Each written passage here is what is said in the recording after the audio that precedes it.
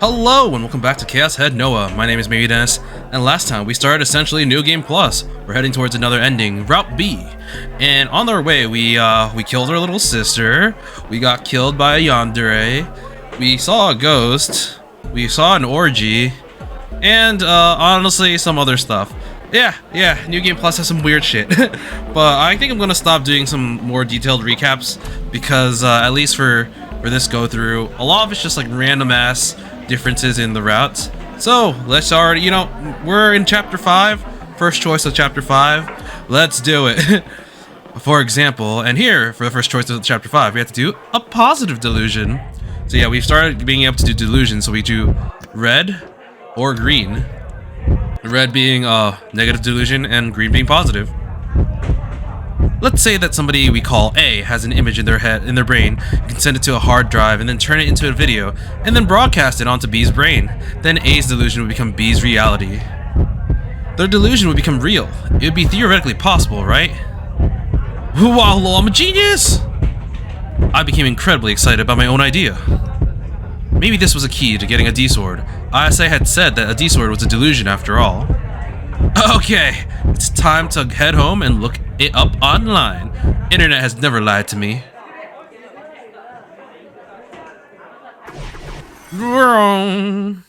So what kind of positive stuff are we going to see this time? I left the classroom and raced to the front entrance of the school. But of course, I didn't forget to walk along the side of the hallway with my head down. The bell had rung a little while ago, so the only kids that left were the ones on cleaning duty or in clubs and on sports teams.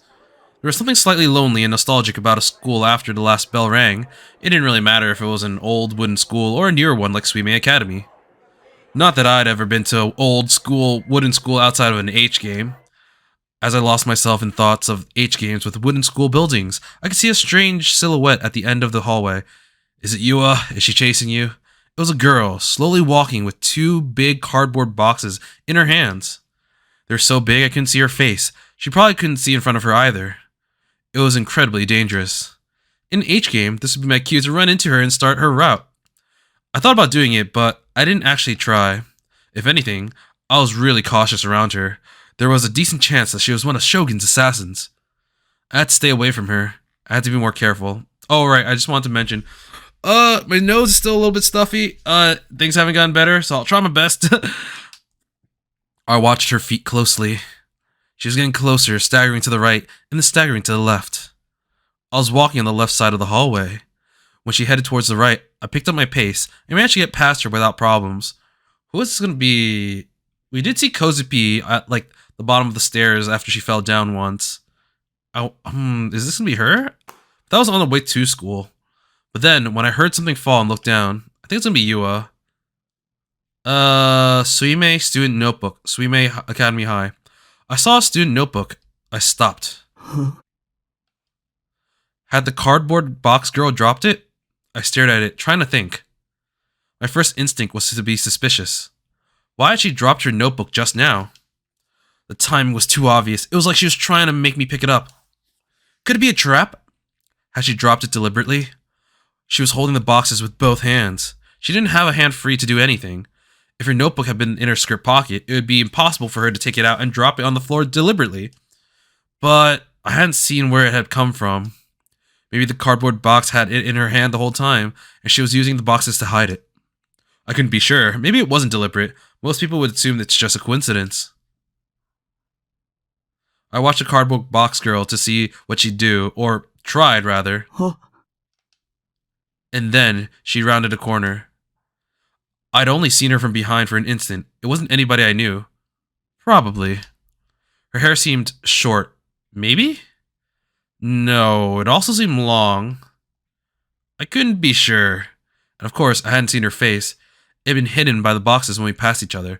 You short and long? I guess Kozupi maybe, because depending on the angle you see it, if you don't see her pigtails, then you can't see it. Or I mean, her twin tails. But if you do see it, I don't know. The hallway was empty except for me and the student notebook.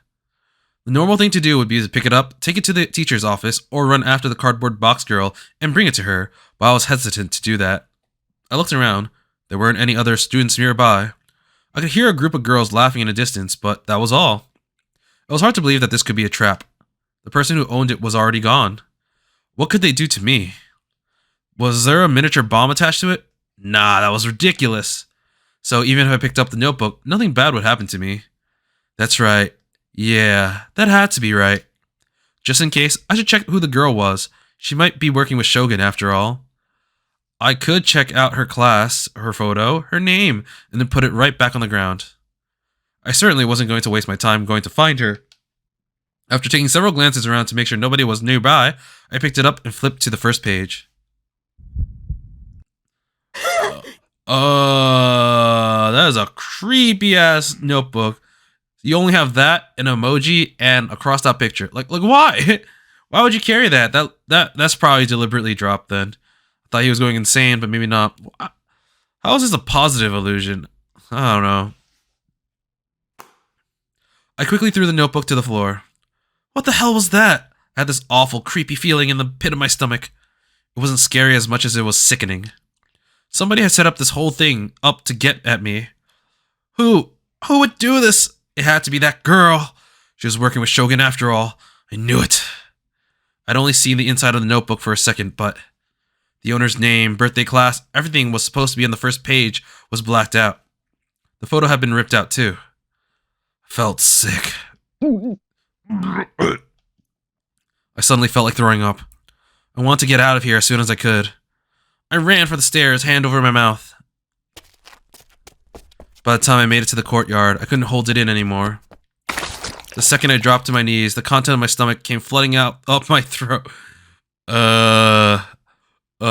Is this where we see Rimi and like get comforted by her?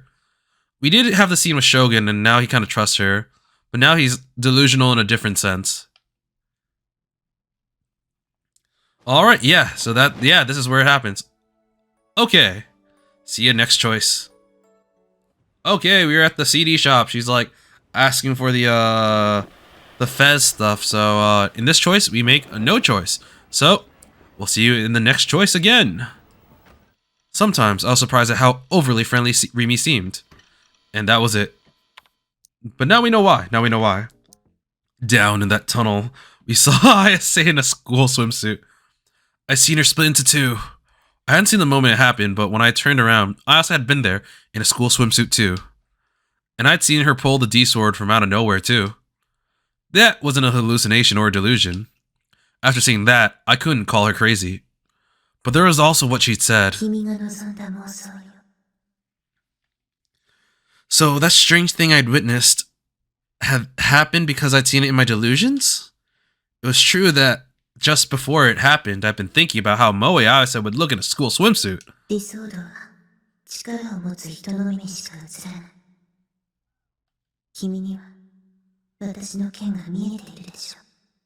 I hope you can't see my sword right now. Oh man, I feel like Takumi would think that. Was that what Ayase had meant by power? The power to project delusions into reality, and that it was possible that I had it. Alright, next delusion. No, I was just jumping to conclusions as I make a positive delusion choice. Maybe there was a system that could use science to turn delusions into video footage, but that didn't mean psychic powers are real. You'll have to find it by yourself. Wakaranai. But if maybe the way to get a D-sword involves some kind of psychic power, and if I had that power, it might be worth trying.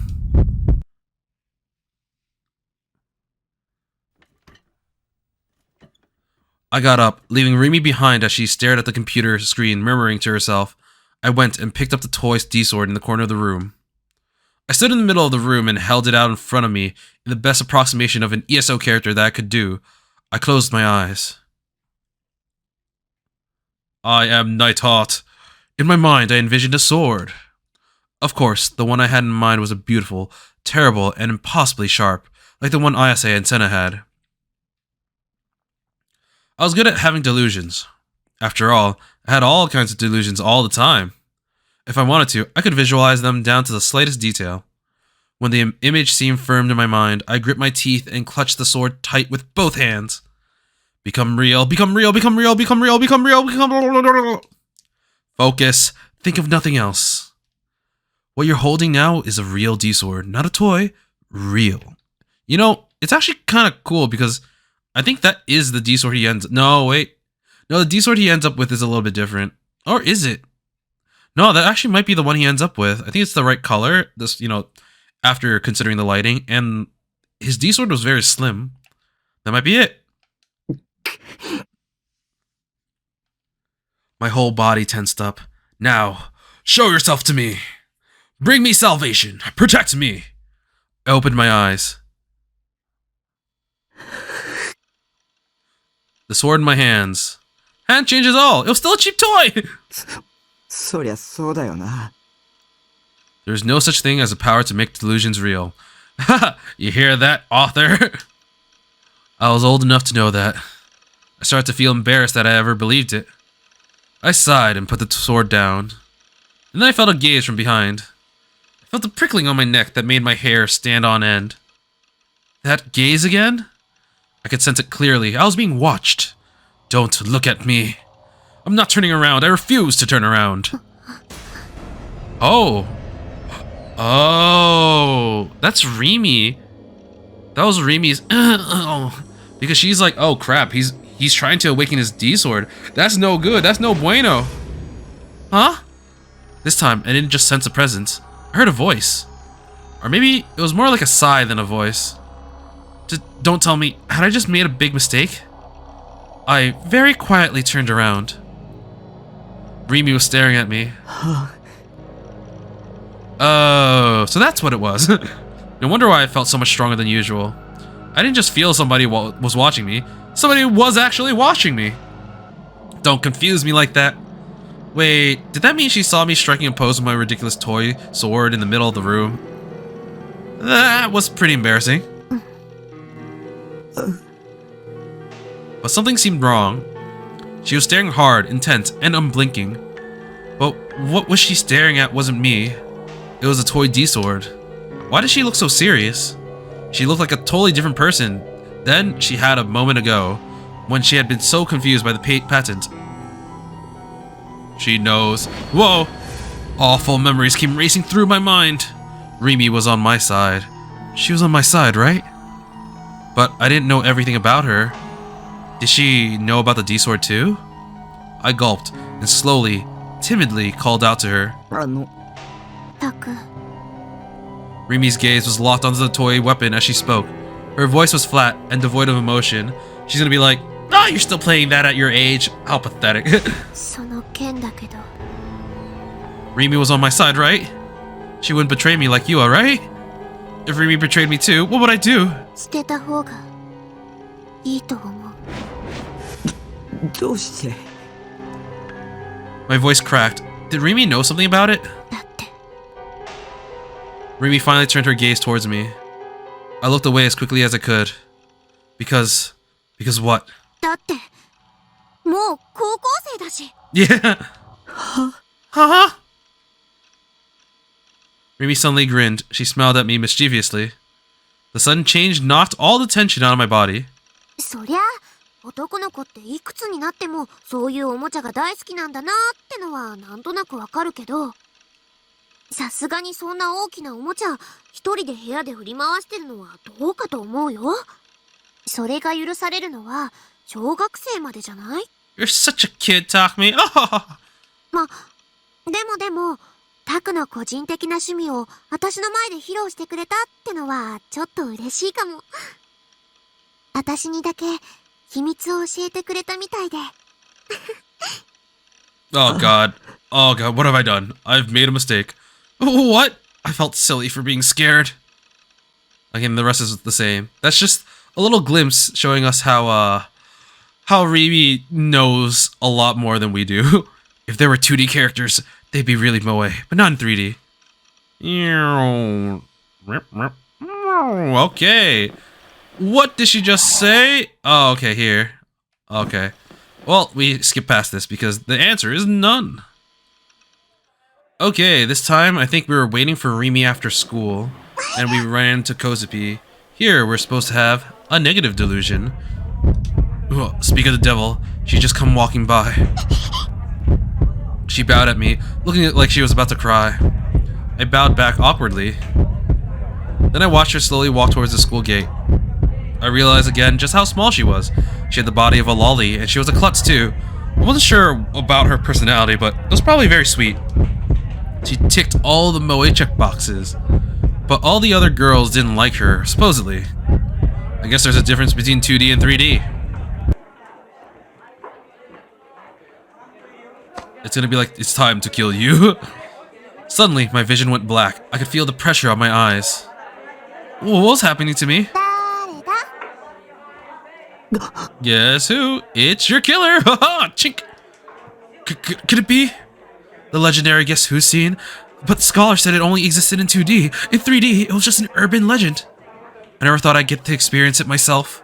In this moment, I became one of life's winners. God damn it. Of course, I knew the answer right away. Whoa! That was a wheelchair, wasn't it? Uh-oh. I trained myself on identifying voice actors just by listening to their characters. But it was too embarrassing for me to say, Remy, right? No, how should I answer? What was that sound? Uh-oh. It was me, Shogun. He thought it was Remy, but it was actually I, Shogun. Ha ha ha! どう？答えわからない？ Someone was there. I sensed somebody, but that wasn't Remy. With my vision closed off, my other senses were heightened. There was another person here. And then the sound of creaking metal. Was it? その目誰の目 A sense of terror raced through my body. I tried to knock away Remy's hands, but she resisted. ちょっと、ちゃんと答え言ってよ。ずるしちゃダメなんだから。That was weird. It didn't make sense. Why was she acting so innocent? Didn't she notice? Or was she just pretending not to notice? The fear of not knowing what was going on around me was unbearable. Remy's slender hands were still over my eyes. I grabbed them and tried to pull them off. タク？ Remy kept resisting. We ended up struggling against each other, and her body pressed into my back. I could feel the soft sensation of her breasts, but I didn't have it in me to enjoy them right now. 離せ Let go of me! Let go of me, you witch! I escaped Remy's grasp and leapt away and turned around. どこだ将軍はどこに Remy was standing in front of me, looking confused. I looked around. I tried to find the wheelchair. It wasn't there. He wasn't here. いないそんな I couldn't see him anywhere. He wasn't outside in the yard or at the entrance. I couldn't see any sign of an old man in a wheelchair. タク、ごめん。びっくりさせちゃった。 Yeah, yeah, you did. You did a very good impression of an old teenager. Yeah. Remy looked apologetically. It was hard to believe she was faking it. 今いなかった。何が？ See who? 車椅子の老人が Remy looked confused. いないよ。私は見てない。 Huh? その人と一緒だったの？違うそうじゃなくて I was starting to lose confidence. I was sure I heard it, but did I really? The creaking sound of the wheelchair, Shogun's mocking laugh. And then, whose eyes are those? Did I hallucinate that? Was I that on edge? Yeah, that had to be it. Nothing more. 大丈夫だよ。 Remy's smile looked forced to me. 私が一緒に帰ってあげるから。怖がらないで。 Her words made me feel better. I let her walk ahead of me as we headed for the school gate. Alright, that's probably the last thing we're going to do for Chapter 5. We are now in Chapter 6, Noah. Oh god, it's an earthquake! Oh! Oh ho ho! What a good place to have a delusion. This is when Shogun sent a present. So this is weird because I don't know which shogun this is. Because on one hand, he did have access to Nanami's hand. Though I'm pretty sure this person is probably someone working for Nozomi. At least the person on the roof. Ah, whatever. I hung up the phone, disappointed. I wrapped my arms around myself to keep steady as I made a positive delusion. My body had started to shake. I was more afraid of Shogun than I thought I was. Of course I was. He was pretending to be disabled, but he was actually a murderer who killed people 5 times. And I was his next target. Help me, please! Oh! Oh, he got a response from Rimi this time. That's what his positive delusion is gonna do. Oh, okay. Rimi! Like it was planned from the start, like the cry of my heart had been heard. Rimi had come to save me. She flung open the door and came racing inside. Rimi, 助けて. Rimi looked at me for a moment and then looked around the room. She saw instantly that the computer was the cause of my fear and then began to type at the keyboard with an angry look on her face. Was she typing back at Shogun? Urusai, baka! You leave Taku alone.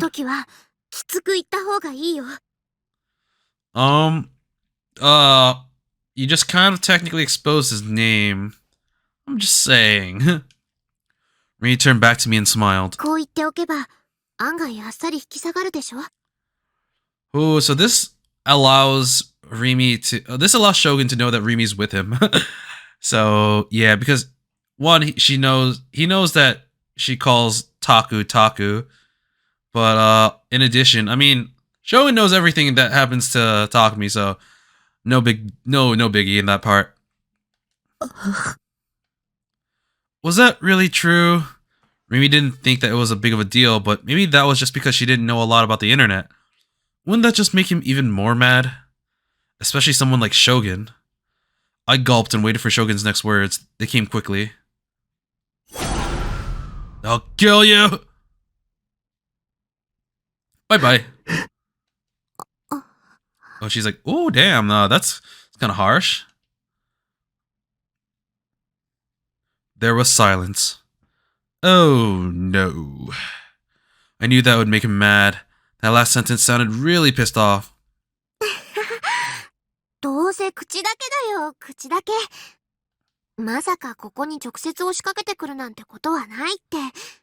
just see Shogun's, like, his icon just show up in the corner where the door's open. It's like, I see you, bitch. それよりタク、大丈夫だった？ごめんね、電話くれたでしょ。ちょうどこっちに向かってるところだったから出られなかった。さっきの地震の後、タクが心配になってここまで全力疾走してきたんだ。I can't tell if this is real or a delusion. Because honestly, a lot of the things we haven't really been able to tell until after some of the things happen. Like, for example, Nanami dying, that was clearly a delusion, but like the choice we just made before this had one where, well, you know, Takumi ended up affecting stuff in the real world. He was like, oh god, I hear Shogun, I need to get away from me, Rimi. 来てよかった。 Even as she talked, I couldn't take my eyes off the monitor. The words, I'll kill you, frightened me more than I could say. なんてこと。私が来たから、もう平気だよ。何の心配もないから。I wonder if she's gonna blame him now. It's like, I mean, he's gonna blame her now. It's like, you signed my death warrant. Now he's actually gonna kill me. なんてことしてくれたんだよ。殺される。あいつに殺される。Yeah. 早く逃げないと。落ち着いて。殺されなんてしないよ。タクの考えすぎ。Empty eyes. Suddenly, Rimi fell silent. Her eyes narrowed, and she looked up at the ceiling. どうしたの？その目。誰の目？ Uh-oh. She whispered, her expression twisted, as she put her hands up to her head in pain. 頭、急に痛くなった。Okay, this is probably a delusion, or, you know, one that doesn't actually affect the real world.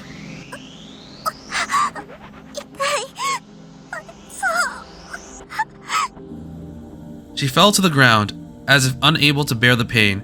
She shook her head frantically from left to right.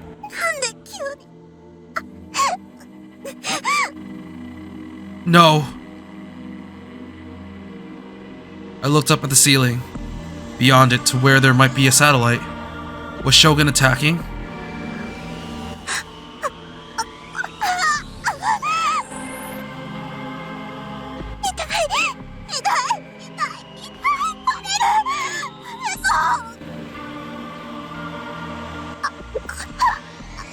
Uh-oh. I feel like in this illusion she's gonna die, but it'll turn out to all just be a delusion. It didn't actually happen. And then blood dripped from her mouth. The moan suddenly stopped, and her body shook. She fell headfirst onto the floor. Oh. Ooh, that sounded real bad. There was no answer. She wasn't moving at all. She had been killed. Shogun's electromagnetic wave attack from the satellite had killed her. It was such a quiet way to murder. He killed Rimi without making a sound, smell, or anything else that would let you detect him. And the silence only made it more horrifying. There was nowhere to run. I dropped to my knees right there and tried shaking her shoulder. ねえ、起きてよ。リミ、 There was nowhere to run anywhere on Earth. 僕を置いていかないでよ。 Shogun could attack me anywhere I went. こんなの妄想に決まってる。 You're goddamn right. Everything went red, and then zip. I came back to my senses and saw that I was in front of the computer and monitor. Rimi's comment was gone. Shogun's "I'll kill you" was gone too. I looked around the room and Rimi's corpse was nowhere to be seen. That, you know, yeah, that was gonna happen. It was definitely, once I saw Rimi look up and like said, "Whose eyes are those?" and saw that her head was hurting, I was like, this is fake. It's all in his head. It was a relief to know that she hadn't been killed. But I was disappointed to know that she hadn't really come. Why didn't you come? Can't you see how scared I am? I mean, no, she's not there. Alright. Oh, it's the ISA part. Okay, now after the ISA part, we are attacked by Senna. And she's like, "Oh, it was you. You made the flower bed." But for this part, we have no delusion, or no good or bad delusion, so we just skip past it. Hey, look at these two killers hanging out. Suwa and Hazuki suddenly both fell silent, and then looked up to the ceiling. Oh. Then they both gave each other a knowing glance. That's actually... I remember I saw them meet up at one point. And during that time, they didn't seem to really associate with each other, but they knew that we were watching and only decided to act after we left. Suwa sighed, and the bothered expression vanished from Hazuki's face. 見られていたな。その目誰の目ね。 Oh, the two were suddenly speaking as if they were friendly with each other. There's something in their words that made it clear that they'd known each other for a long time. You know, so it was apparent that Hazuki was pregnant at one point with, you know, a child, and then she ended up cutting herself and putting in someone else. I kind of wonder if Suwa was a father, because they seem to be very close, you know, good old killing buddies. Makes you think. 西條匠のオリジナルは見つかったか？いいえ、この病院内にいることは分かっているの。 This is really cool. I like seeing this aspect of it. Because, I mean, we know that Shogun's in the hospital, but we also know that normal people can't find it. これ、カルテよ。彼は無遊病だわ。 She handed him the chart, despite her reluctance to do it a moment ago. She had it on her as if she'd known where he was going to come.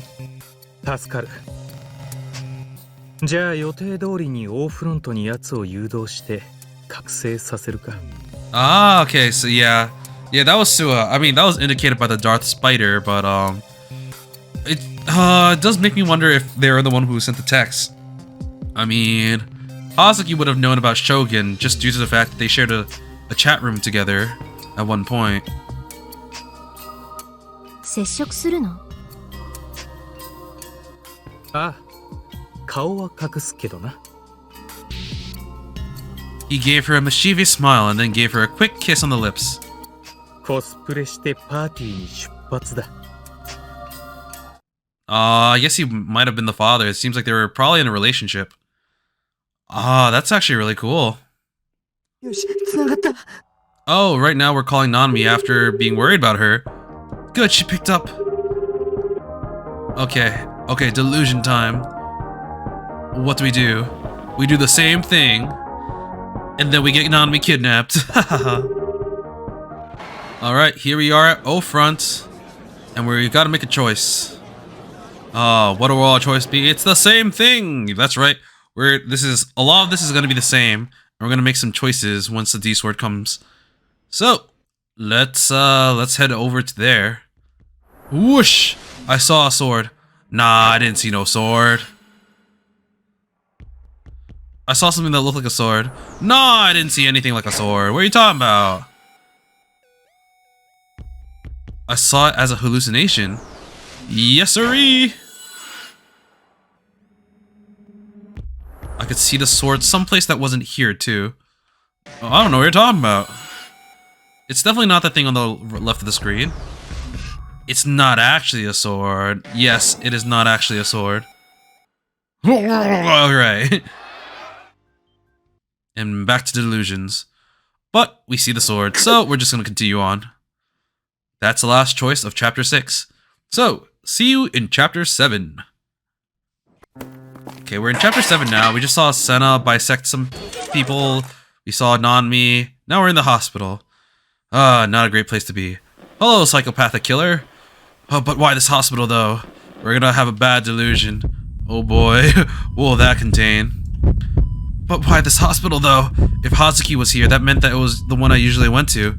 This place was a big general hospital. I could see somebody deciding to bring me here, but something still didn't seem right. I wasn't sure why Hazuki would be the one assigned to me. She worked in the psychiatric ward, right? If she was here, did that mean that this room was usually used by mental patients?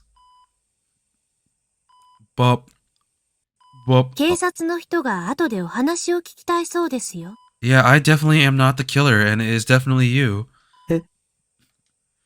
Man, I said this before, but like, I liked Hazuki. I was suspicious of her after like the drawing stuff, but like, I really like her design. I think she looks really cute. But you know what they say? Don't stick your dick in crazy. And she's definitely crazy. Hazuki's voice suddenly became cold. She wasn't even looking at me as she wrote something down on her clipboard. 妹さんを殺すなんてひどい人ですね。 What was she talking about? あなたの家で見つかったそうですよ。死体。 What? 妹さんの手首を切り落として持ち歩いていたなんてまともじゃないわ。僕は殺してない。 I didn't do it. It wasn't me. そう主張しているらしいですね。意味不明なことばかり言ってて話にならないって刑事さんがぼやいてました。心神喪失で無罪っていうのを狙ってるんですか？ I think we know what that is. It's like, I'm insane. Yeah, not my fault. でもみんな思ってますよ。あなたが殺したんだって。 I felt an intense pressure in my chest, around my heart, and everything in front of me seemed to go dark. I didn't even know who I was anymore. I'd killed Nanami? That wasn't true. 人殺し。 Suddenly, she stopped writing, and then she turned the clipboard to me. Whose eyes are those?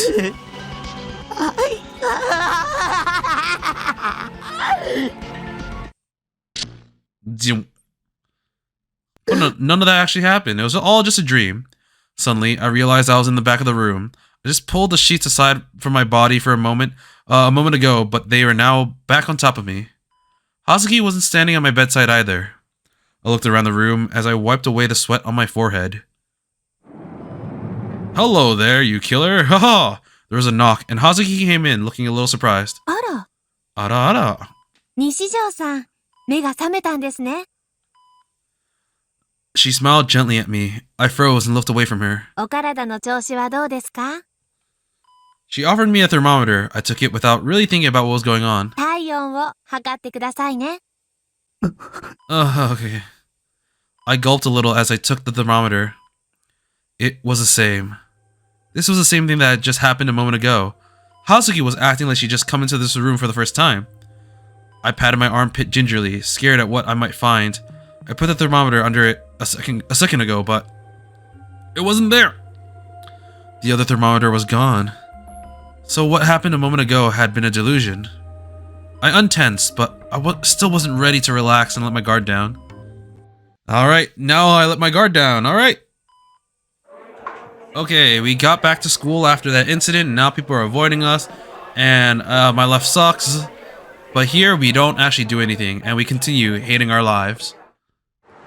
Okay, so after getting beat up by some delinquents, Kosupi is here to save us. And she's like, she definitely didn't slice them up, definitely not. And we're gonna keep the same thing, and not choose anything. Oh, yeah. You're not worthless. Alright, thank you. I don't know why you had to say that out very loud. And now we have another delusion. But like the other two that we just did, this is going to be the complete same. Hi, Senna. Uh-oh, we are already having our own delusions. You don't have to make me choose anymore. Oh my god. Okay, so this is the last choice for Chapter 7. So we're just talking to them. どうぞ。 We've won life by winning that like little ice cream stick thing, and now we're gonna have a bad delusion. We're gonna have a bad time. I nervously offered her the winning popsicle stick. 他人に施しを受けるつもりはない。私は自分の可能性を試しているだけだ。でも、本心では欲しいって言ってるね。あげますよ。僕、アイスはあんまり食べないし。 It's freaking December. What are you doing? It's not that time of year. It's too damn cold. Actually, I have no idea what time of year this is. I said, trying to be considerate, but Senna just glanced at me, ignoring my offer. Oh, look at that smile. Look at it. She's like, hee, smug as hell. Then, for some reason, she offered me her own stick. Was she a winner in this one? And she was offering it without any explanation at all, too. If it wasn't a winner that you could redeem for another popsicle, there was no point in having it. Or was this her way of telling me to go to a convenience store and throw it in the garbage? Knowing her, that was entirely possible. Senna probably had the whole bunch of wimpy guys like me she used as her personal errand boys. She thought I was so wimpy. I'd be her personal slave, but if I disobeyed, there's no telling what she might do. I bit my lip and took it. 私の勝ち。 Senna's gaze was locked onto the piece of the sky peeking out between the high-rise buildings as she spoke. Okay, I don't know why I struggled to read that properly. I sighed and looked at the non-winning stick and gasped. What was this? Who's either those? 先週出た渋谷限定品だ。ただの当たりより価値がある。 Senna looked satisfied as she explained. Was she bragging? I'm sorry. It's just that, like, because Senna's my favorite character so far, just seeing her happy like this brings a little joy to my heart, you know? She's been pretty depressed for the entirety of this game, and she deserves a smile. Just look at it. Look at it! だから私の勝ち。 What kind of competition was this? And anyway, this winning stick was kind of creepy. I didn't want it. I tried to hand it back to Senna, and somehow managing to resist the impulse to snap it in two. Alright, that was weird. See ya next chapter. Chapter 8, IR2. So Chapter 8 and Chapter 9, for a majority of the delusions, are actually the same. There's actually only one delusion side that we are supposed to lean on both chapters, and I'll say when that happens. But I don't know how long I'll end up going. So this one is going to be the same.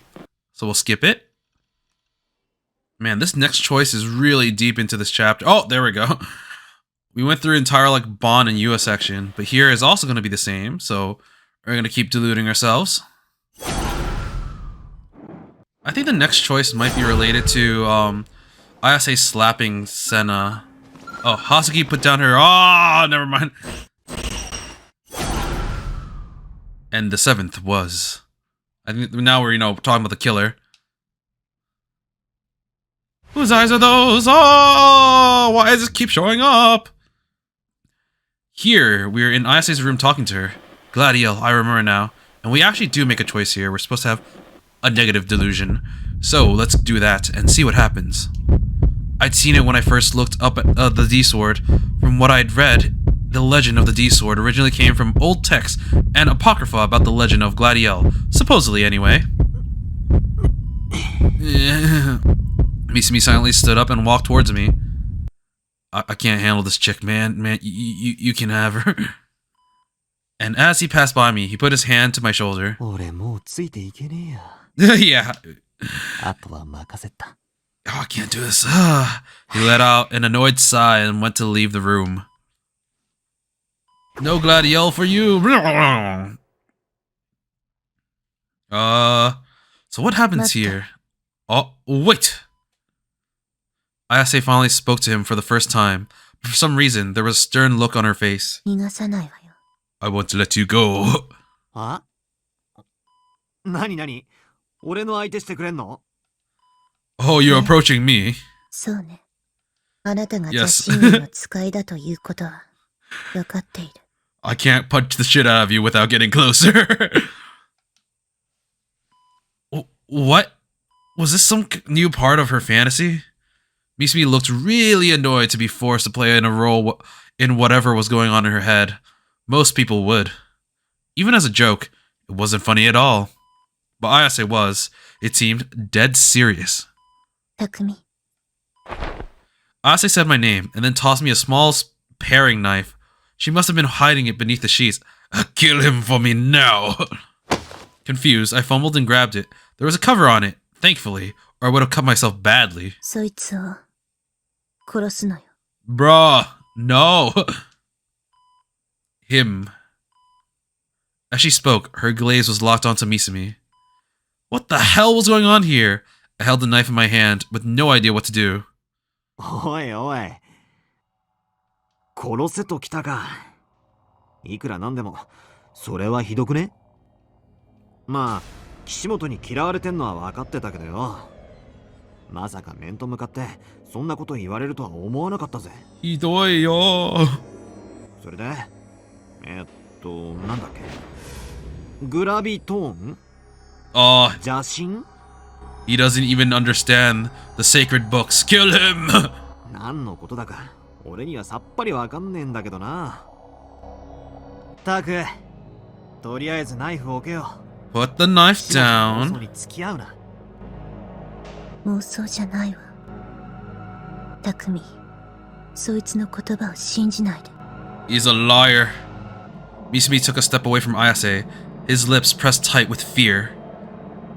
お前、異常だぜ。You're crazy. 早く殺すのよ。でないとグラジオールに君の存在が筒抜けになってしまうわ。Even if you're right, I don't know if I want to do that. I quietly gave the knife back to Ayase. 匠、君の言ってることはめちゃくちゃだよ。Oh, that's a new expression. Never seen Ayase like that. She looked up at me with sorrow in her eyes. Don't look at me with those eyes. I can't kill Misumi. All the stuff about Gladiel didn't matter. If I killed somebody, I'd be a criminal. There's no way I was gonna let that happen. That was all. さすが親友。お前なら俺を選ぶって信じてたぜ。タク。He's like, I would choose hoes before bros, but you're different. Misumi patted me on the shoulder. And subtly, very subtly, his hand went for the knife on Ayase's lap. じゃあな。電波女。In a single smooth movement, He grabbed it, slid off the cover, and swung it. Oh. Goodbye, ISA. Blood spurted out from ISA's neck. I could feel its heat as it fell on my face. ISA's eyes were wide in shock, staring at me. She slowly fell backwards onto the bed. The white sheets began to turn red with blood. Oh god! やっちまったな、タク。Oh my god! 今のが最後のチャンスだったんだぜ。Oh my god, look at グラジオ this! ール復活を阻止するために。 The last chance to stop Gladio's revival. Oh my god! Sorry, that's just really funny. I couldn't even scream. 正しかったのは岸本の方だったってわけだ。 As he spoke, he climbed on top of Ayase. He dug the knife into her eye socket and ripped out her eye without the slightest hesitation. Her body didn't move at all, even as the knife went in. He glanced at me, smiling cruelly. その目誰の目？ Oh, they aren't hers anymore. Well, do you need a Snickers? Are you doing alright? You might need a break. Maybe a Kit Kat will do. I came back to my senses. Ayase wasn't covered in blood. She was just sitting on the bed. Misumi was nowhere to be found. Was that a delusion? I let out a deep sigh. What an awful delusion. Feeling guilty, I apologized to Ayase in my mind. Ayase, for her part, was still rambling. She hadn't noticed anything at all. Alright. Oh, that was weird. But as I said before, there was only one choice to make here. And that was the only choice in Chapter 8. So, we're gonna breeze past this. And now we are on the roof again. And once again, if we skip this delusion, we're gonna see and get attacked by Senna. So, let's get attacked by Senna. We are now in Chapter 9, Gigalomaniac. Okay, she met several police officers after what had happened with her sister, and she didn't have a high opinion of any of them. I'm pretty sure I saw that line before. Why did it stop there? That's right. Nothing was wrong at all. I was being silly. Nothing was wrong with the world at all. She spoke quietly. So, this delusion difference... 少なくともあの時、あの場所では4つの妄想がシンクロしてた。 is actually going to occur near the end, so this is not one of them. I cut her off. I put my hands tight over my ears. He had to save me when I was in trouble. This is about her hugging him now. It kept my mind from breaking. Her voice was kind. All the colors seemed to have gone out of the world. There was no hope to be found. My life had no meaning. The cold twilight wind was stealing the heat from my body. Oh, really random ass points where where the game just like, hey, here, you need to read this one line. There we go. Okay, now we're, well, kind of forgot what we were doing actually. We're outside for some reason. But we're trying to call, we're trying to verify our existence. So we're calling people that we know. So this is right before he tries to jump out in front of a car. Rimi's number. Nanami's number. Those are the numbers that he had on his phone. And now, we are going to skip past this because it's going to remain the same. Hello, car! Send me to another world. Now we've gone home, we're talking to Seraton, but that's going to remain the same. Oh god, he just got shot again! Oh, who could have saw that coming? Oh! Okay, so this is where we actually have to make a choice. So, right now, we heard Nanami, and I don't really remember what happened in this, but now we actually have to make a good delusion, so I guess maybe this time we'll actually see Nanami. No. How? There was no mistaking it. Out of all the girls who visited the base, there was only one type to yell like that. Oh, wait, no, this is in Chapter 9, I forgot. This is where, he sees Nanami, and then he hugs her, and then she just disappears, and he realizes, yeah, this was a delusion. Nanami was here.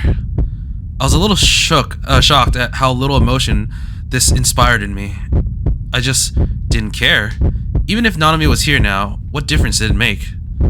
It wasn't even strange that she'd be here. Rimi had just said that she was going to save her, right? The way she was yelling was starting to annoy me. I'm a monster. Just leave me alone! Just forget about me and think about your right hand instead. Not that I even know what happened to it. I never want to talk to another person again. Oni and Oni, which is also means ogre, are the same word. But she was just so annoying that I found myself getting out of the chair and heading to the door. Felt like I was taking me a long time to get there. That's when I realized I was afraid of seeing her.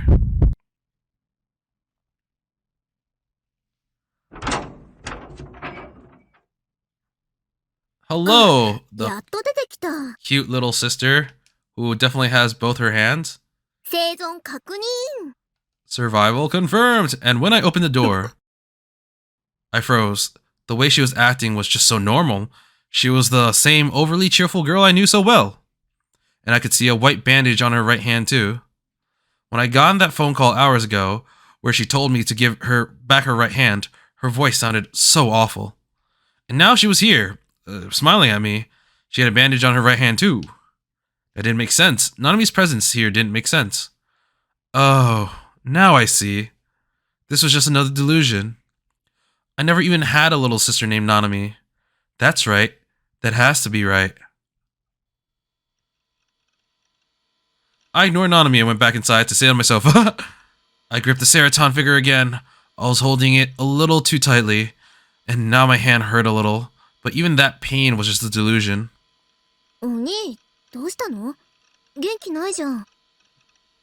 The whole world was just a delusion taking place inside my brain. Me, everything I was seeing right now, all delusions, all fake.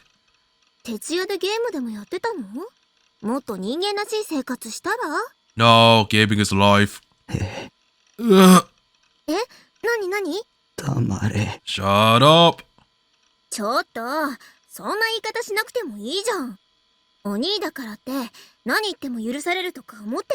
Yes. 黙れよ。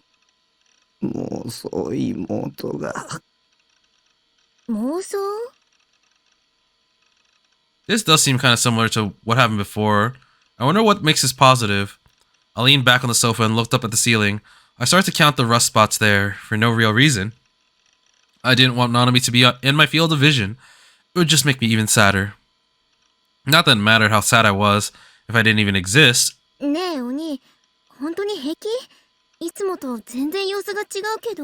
having like a really bad day, like always. She was worried about me. My non-existent sister was worried about me. Somehow, that pissed me off. Why would she even come into my room anyway?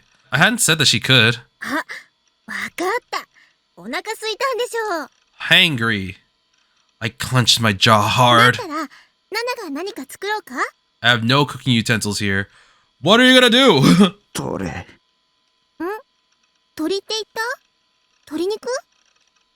I hadn't said anything about chicken.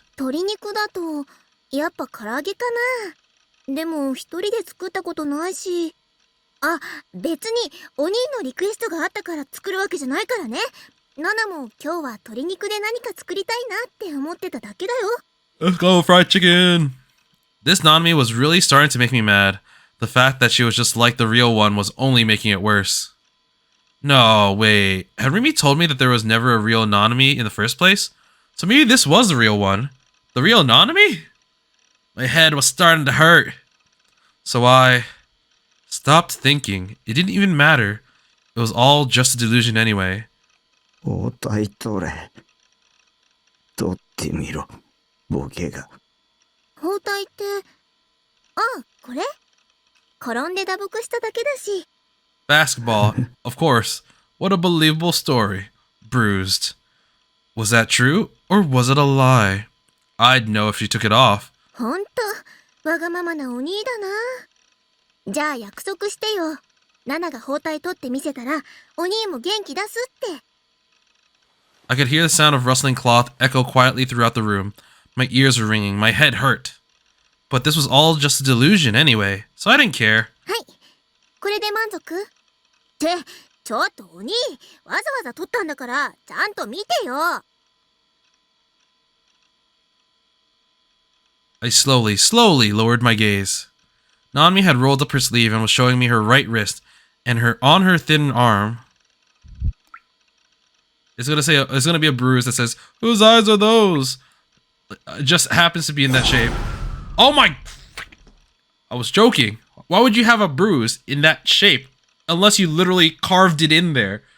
I think this is the route that has exponentially more "whose eyes are those" references. So maybe route B is just the full on delusion. It's like, oh, it's everywhere. I could see the dripping blood. Cut into the wrist were the words. その目、誰の目？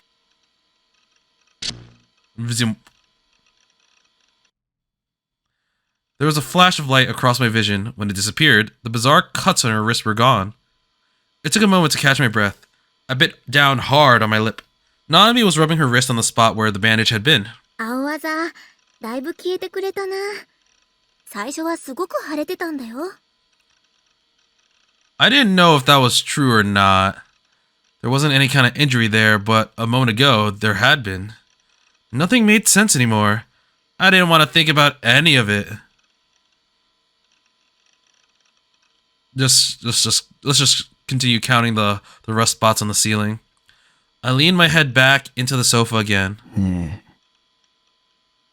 え、ナナミ、 I called out to the girl in front of me, who might or might not be my sister. お前が本物でも偽物でもどっちでもいいよ。 There was only one thing I wanted now. 僕を殺してくれないか。 Or give me some fried chicken. I'd like that before I die. I think that's it. Yeah. So that was the one choice in Chapter 9. The rest will be blazing through. Oh, whoa. We are now in Nozomi headquarters. All the evil in the world. All the chaos in the world.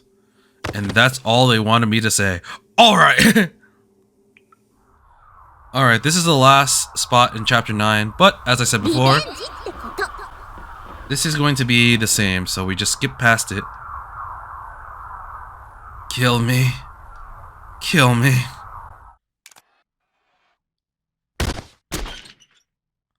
Hey, Shogun, how are you doing? Now, tell me everything about the truth and give me my powers. Rimi's past. Rimi's feelings. The voice came back into my head. It was Rimi speaking, but she was saying things I never heard her say. And then this is all the parts that made me like Rimi a lot more than I did before. The small little gestures she made. The sound of her breathing. The cheer in her voice. Disgusting. Wait. I love the cut. It's like, it's supposed to say I'm in love with Rimi, but it just says disgusting. Even if it's creepy, even if it's never going to happen. I actually, I feel like that's probably on purpose. That's actually really cool. Because you change the order of the lines to make it so that it has a different meaning. Yeah, that's pretty cool. There's something I had to do. Whoa. Time to grow some balls. Alright, now we're at the part where we cut down some people. They looked at me with disgust. Hurt me with their words. Nails were turned off. I was punched again and again in the face. My hair was ripped out. My nose was bitten off. My tongue was yanked from my mouth. My blood was drained. My anus was raped. My genitals were smashed. My arms were cut off. All my bones were broken. Stabbed with sharp ones. My organs were torn out. Eaten by huge beasts. Pushed off high places. Alright, yeah, I don't know why I recognize those lines. I don't know why they made us read it again. Hi, Hazuki. Hi, Crazy Hazuki. Goodbye, Crazy Hazuki. Oh! Okay, so now I'm on Chapter 10. It was only there for like a split second. But now, this is like essentially where the ending is. This is the new ending. We can still skip past a lot of stuff as you can see. But this ending, this Chapter 10 is called Crying Sky. So it's not silent, but crying. I'm not sure how long this will be because apparently a lot of it seems to tread the same ground. But I'm going to fast forward it and just get until, where it splits. Hell, I might even do the ending this episode. It's already a little bit into it, but a lot, like I said before, a lot of it is similar. at least a lot more than I expected. So, yeah. Oh, okay, now we've kind of, the earthquake has happened, the third melt.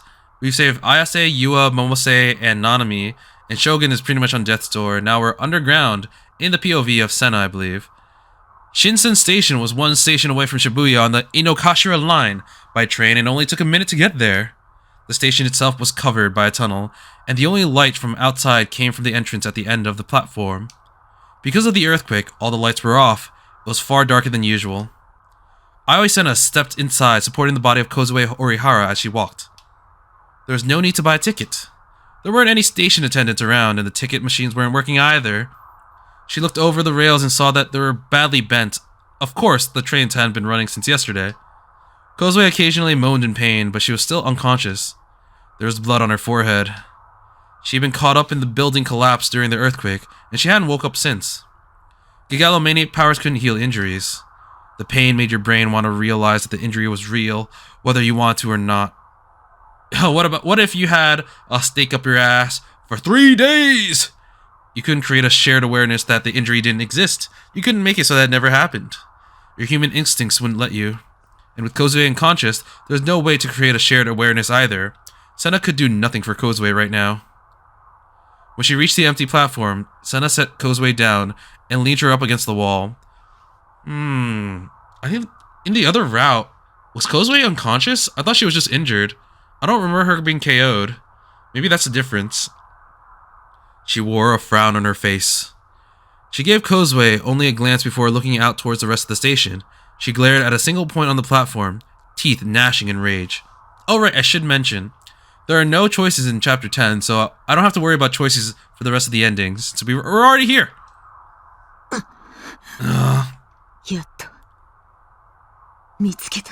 I finally found you! At the end of the platform. Oh! That's the difference this time. They're both here. We're two figures. One tall man wearing an expensive suit. He gave off an aura of elegance and distinction. He stood up straight and tall, with a confident smile on his lips. The other was a homeless man dressed in filthy rags. His hair was a mess, and his beard was far too long. His head was slumped forward, so you couldn't see his face clearly. The two were polar opposites, and yet they were standing together, silently on the empty platform. They had one thing in common, though. Senna hated both of them. Genichi Narose and Issei Hatano. She could never forget their names.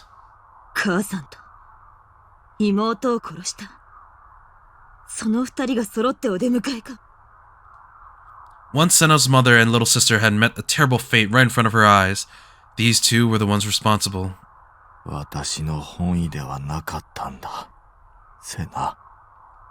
The homeless man, Hatano, sounded sad as he spoke.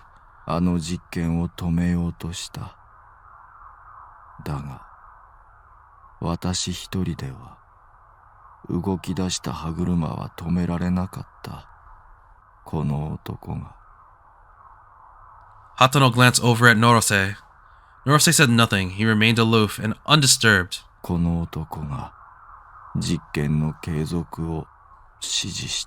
Wait, was it undisturbed? Yeah, undisturbed.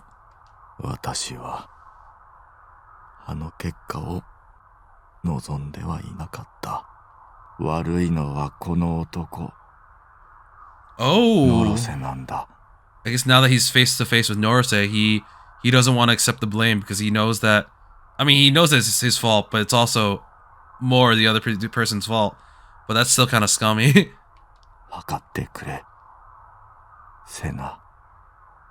Senna felt like she was going to throw up as she listened to her father speak.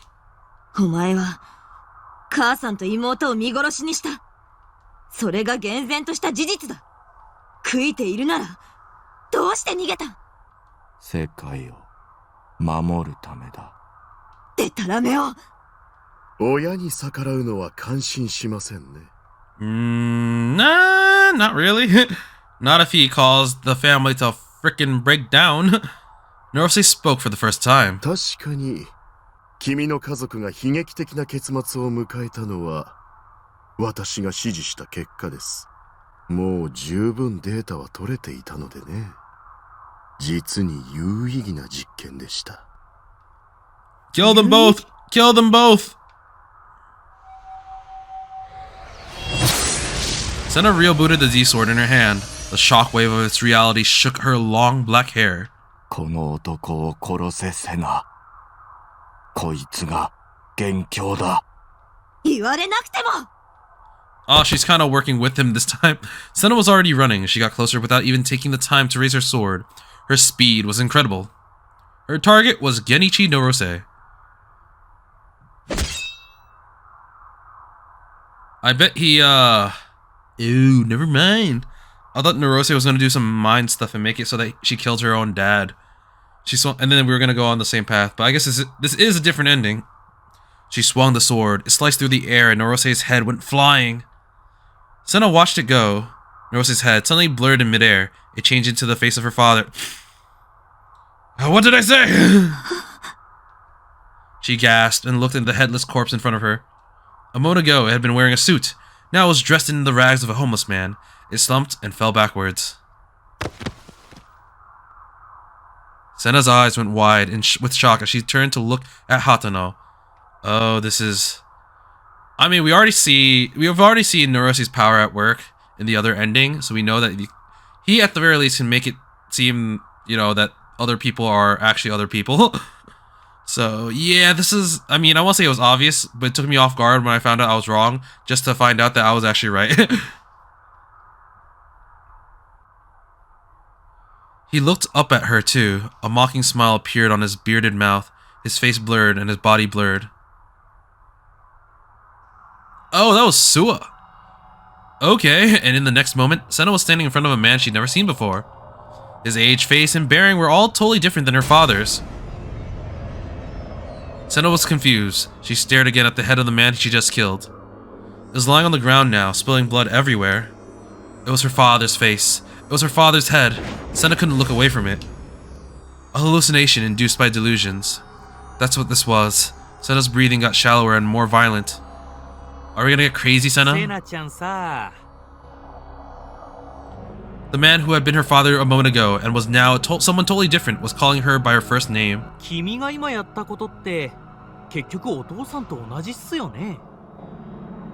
Oh, is this the same thing your father did? So, wait, was the father deluded into thinking that it was alright instead of, like, that, you know, the project was what he wanted? I need more details. But I think that was it. So he didn't actually choose to offer up his family, but something deluded him into thinking it was the right thing? Maybe that's it. This is what Senna had wanted for the past 6 months. This is what she had wanted a moment ago. But for some reason, now she started to panic. Her father's eyes were staring at her from the lifeless sockets.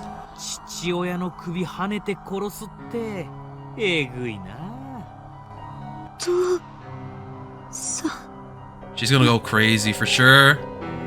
Why was it such a mental shock to her? Without knowing why, she felt the sound of something snapping deep inside her ears. Uh-oh. I heard a voice. It was the voice of Senna's heart. I skipped it by accident. I followed the maddening scream to the Shinshin station. By the time I got there, it was already too late. There's a faint smell of blood inside the dim station. Kozupi was lying up against the wall. She wasn't conscious. Okay, so yeah, in this case, she was KO'd. On the platform, I could see Senna sitting with her back to me. She's looking down, and her long hair made it impossible to see the look on her face. Next to Senna was a headless corpse.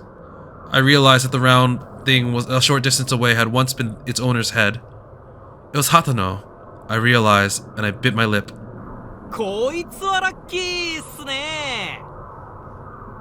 A man was standing on the tracks.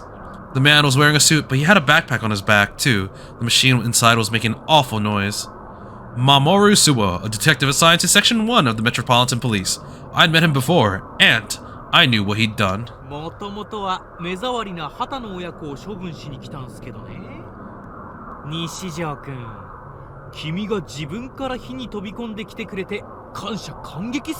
He's like, cool, I got a bonus round.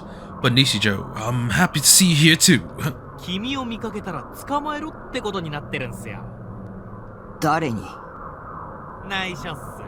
I already know. He had a grin on his face. The way he smiled reminded me of Bon, his partner. Oh wait, I just realized.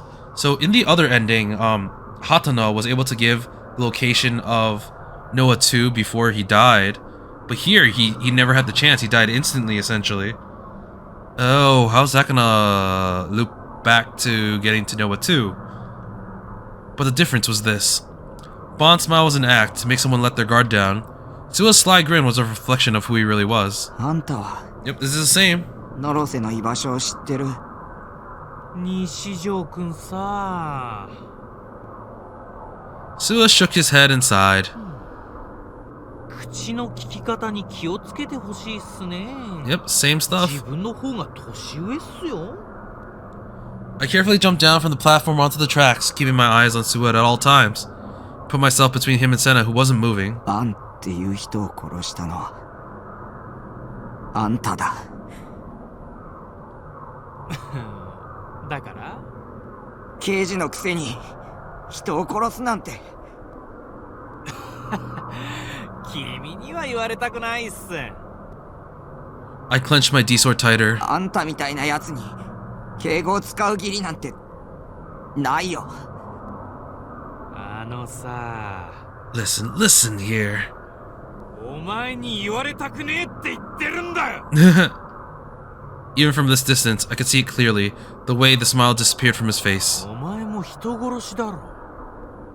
違うとは言わせないぞ。お前は葉月志乃を殺した。 Okay, that's why they're making us go through all of this. Because we had to go back to how Hazuki died, and he has a comment on it. 俺は今すぐにでもお前をぶち殺したいんだよ。 Shino Hazuki, the nurse who was behind the New Gen killings, both her and Suo were believers in the cosmic church of the divine light. But was that all? I gulped. 信仰の救いのためにそれは自制するが、その代わり俺が責任持って心を殺してやる。 I went to raise my D-sword. Not that raising it would help anything. I just did it out of reflex, and just like I thought, it did nothing at all. Oh. We got that thing. Whoa! This is different. We've never seen this room without, without Genichi Narose, nor the other dude, so this is the cult leader, the church leader. The other dude was the politician. Next thing I knew, I was standing in a dark room. There was a man there standing and talking to an old man displayed on a monitor. 諏訪君、君と葉月君にやってもらいたい修行があるのだ。A spiritual exercise. はい、何なりと。人を殺してもらいたい。相手は誰ですか？相手が何者かに意味はない。I need to kill someone. Anyone. と申しますと。特に決まりはないと言っておこう。殺す対象、殺し方はこちらで指示する。我らが進めているプロジェクトノアを完成させるため、西条匠という少年に心理的揺さぶりをかける必要があるのだ。Oh, he's talking about the New Gen killings. Because by doing the New Gen killings and setting the idea of a serial killer out, they were able to put a lot of stress on Takumi. 揺さぶりですか？恐怖を与えるのだ。しかしその少年の秘めた力は強大だ。直接的な行動はこちらの身に危険を及ぼしかねん。故に連続猟奇殺人事件を起こす。たったそれだけのために殺人を。不満かね？ No, I love this job. シノもその修行に参加しなければなりませんか？当然だ。これは信仰の理想郷を築くためであり、同時に君たちに信仰の救いをもたらすだろう。そういうことであれば。時に葉月くんはお腹に君の子を授かっていたな。I knew 予定日は it. いつかね。 What the hell? They made it part of the mission to kill a child? What the fuck is wrong with you guys? あと2ヶ月ほどです。その子供、信仰の救いのために捧げたまえ。I fucking hate this dude, man. Oh, that's so fucked up. So it was his idea to do that. 殺せとおっしゃいますか。聖なる犠牲だよ。子を捧げれば、君と葉月くんには大いなる信仰の救いがもたらされるだろう。大いなる信仰の救い。かしこまりました。すべて教祖様の仰せのままに。きっとシノも喜びます。信仰の救いあれ。I can't. I fucking hate both of them. And after that, I was forced to experience all the new gen murders. 7 murders, 14 dead. I was forced into the viewpoints of the victims, killed like they were. A man in a Darth Spider cosplay. A woman dressed as a nurse killed me again and again. The pain, the terror, I forced to share the victims' sensations.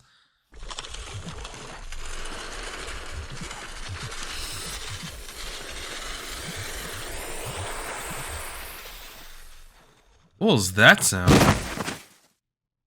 That sounded like bodies dropping, so that might be the first one. How many times had I died? 3 times? 1 time? 7 times? 4 times? 2 times? 5 times? The human flesh tasted pretty good. Pretty good. It hurts. No more! The Darth Spider outfit was pretty surreal. Good comedy, actually. So how many times had I died? Who died? I didn't die. The monster was like something out of a horror movie. From what Suo was saying, that thing was actually from Spark Wars too. But so what? The human flesh tasted pretty good. The bones too. Wait, whose point of view are we in? I thought we were in the point of view of the victims. Or at least like Takumi was in the point of view of the victims. But now we're talking about someone tasting people. Why is Darth Spider black? Shino Hatsuki is sexy, but scary. She's crazy. That's why she's sexy. Darth Spider was the bones. What was the human flesh? How many times had I died for good comedy? Was it good comedy? I hadn't died. I died. Die. Dead corpse. Surreal. No more. Bones. I don't want to die. Black. Dead. So, kill me. Okay, I am not sure what that's all about. You know what? I'm actually gonna stop here. I thought originally maybe this would zoom to the end, but I think I was assuming that the end was gonna be similar to the other ending, which wouldn't make any sense. If the other part is actually not too long after this, I think maybe I'll end up putting into this episode, but I've actually been recording for quite a bit now, and I'm actually really surprised at the pace. I mean, we're already on chapter 10. I didn't expect to get to this far, but yeah, I think the last part really took the wind out of my sails quite a bit, because once again I'm pretty disgusted. I'm disgusted at the cult. I mean, honestly, I don't think you'll really ever find any fictional media where a cult is like a good thing. The next day, The port in Suo's bag was making a strange noise. Suo had heard it enough that he was used to it now. And it was because of this sound that he was able to destroy the mind of a gigalomaniac like Takumi Nishijo, too. He gave a short, silent prayer of thanks to God. Suo wanted to make him suffer. He was the one who'd driven Hazuki to suicide. I mean, we just exposed her. She kinda did the rest herself. It was kinda her own fault. Hazuki was Suo's childhood friend. The two of them had lived together for their whole lives. Several years ago, Suo had decided to be a detective and Hazuki a nurse. He still remembered what she'd said to him that day. 私、守の子供を産みたい。 And I want to sacrifice it to this cult. Their parents were both believers in the Cosmic Church of the Divine Light. God and leader had been with them since the day they were born. Both Suo and Hazuki were treated as the church's shared property, practically raised by it. It had been the leader's will that they be together.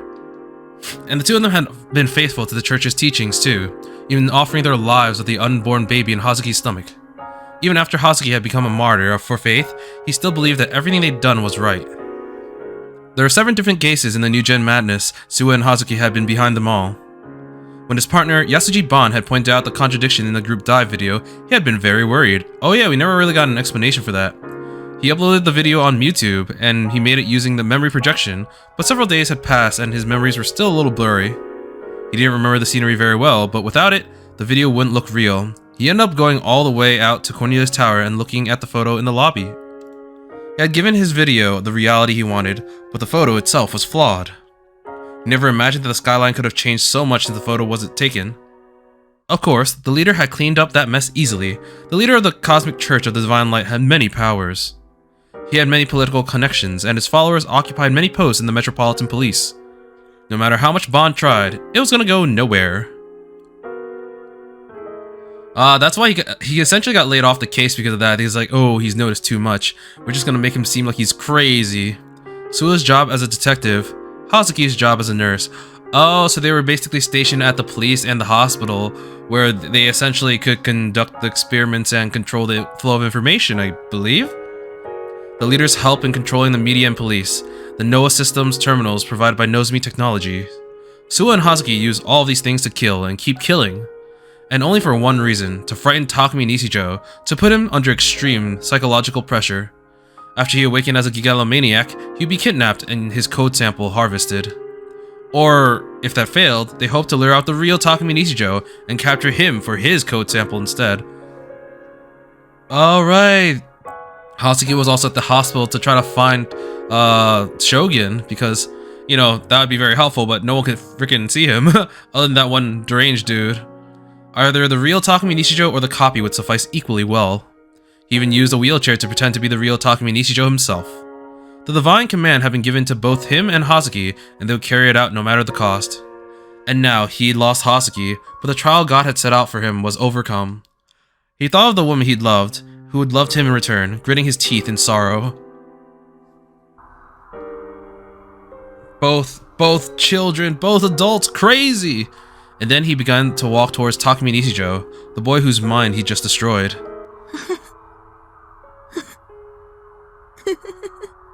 I think that's Senna. Senna going crazy after killing her father. Aoi Senna was sitting at the edge of the platform, holding her father's severed head in her hands. Her chest was stained with his blood. She was laughing. Drool fell from her lips. Her eyes were out of focus. Suwa gave her a single cold glance. She was a goner, he thought to himself. There was certainly no need to kill her. They had all they needed from her.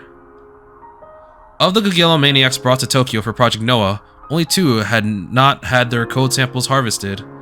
Yua Kusunoki, who could be left out, as she was never really a part of the plan, which left Takumi Nishijo and Kozue Orihara. The fact that both of them had come here, right into his hands, showed that the divine light was guiding him. This was proof that what he was doing was righteous. He gave thanks to the heaven and the leader.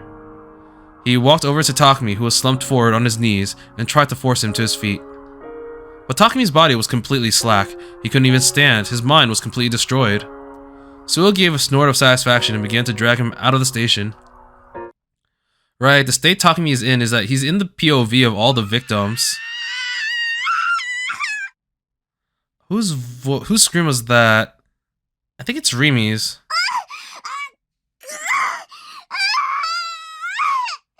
Actually, I think it's Kozue's.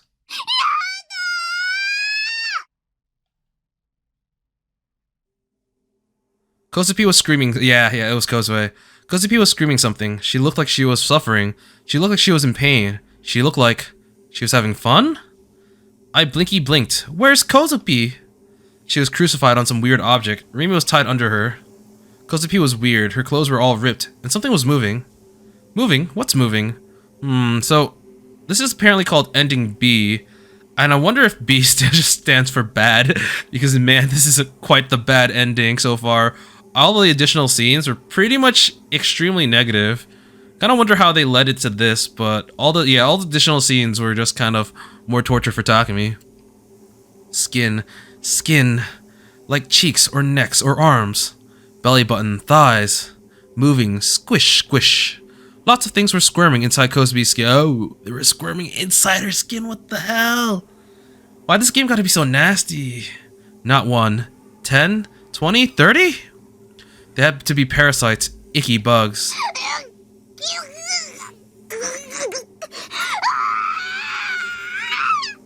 Wait, I think we're in the POV of Kozupi, actually, because she does talk in third person. Yeah. Kozupi shook her head real hard. Her eyes were all messed up. Drool was dripping from her lips. She also talks like that. She looked really stupid. It was funny, and there was something on her head, too.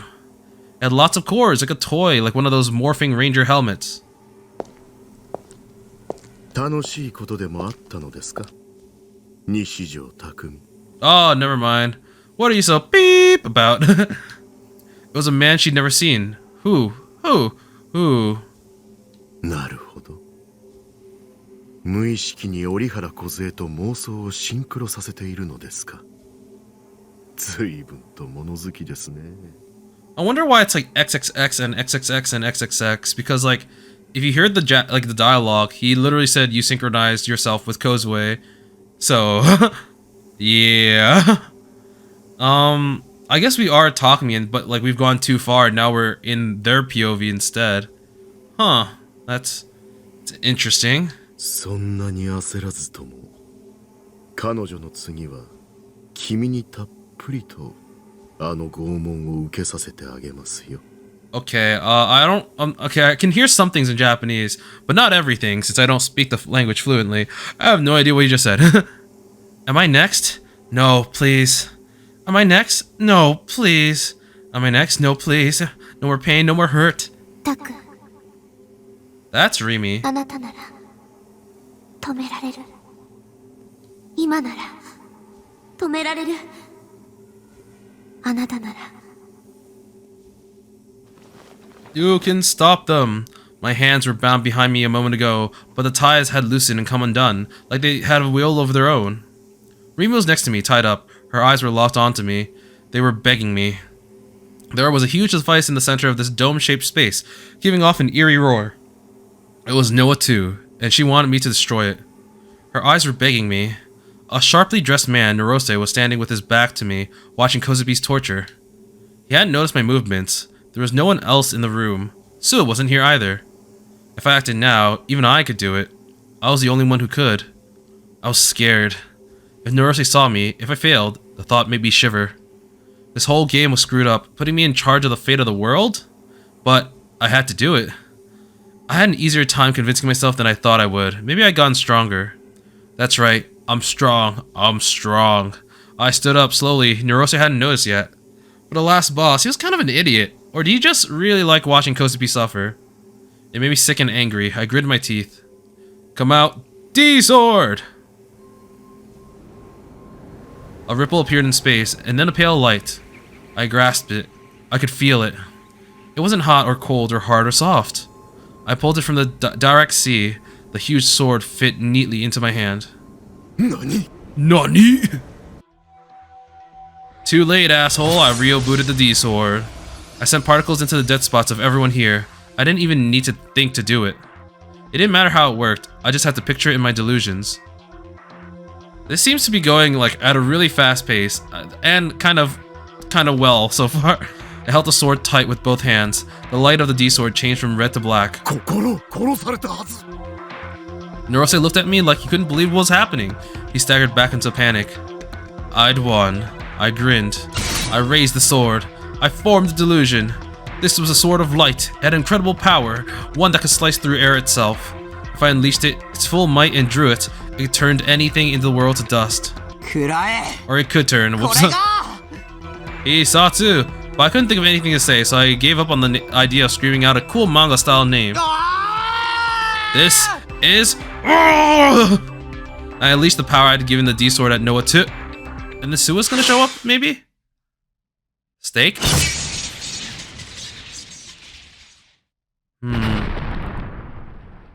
Oh, wait, or was that Takumi? Did he just literally just nuke the place?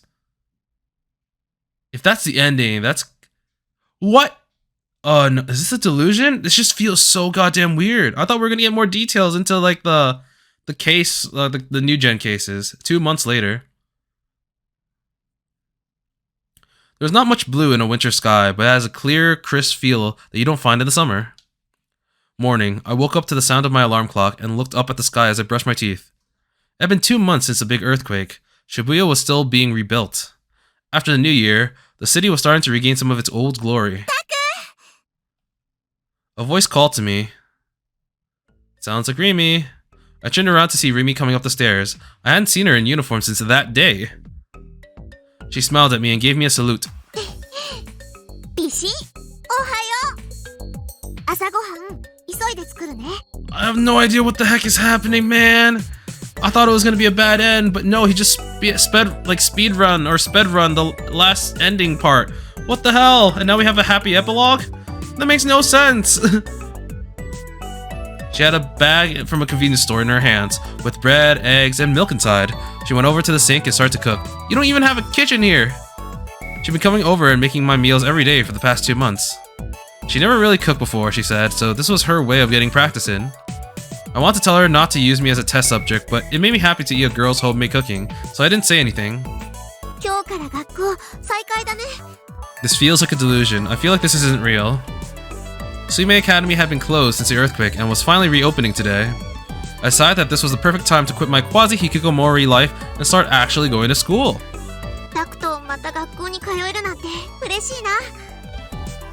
Rimi cracked an egg as she spoke.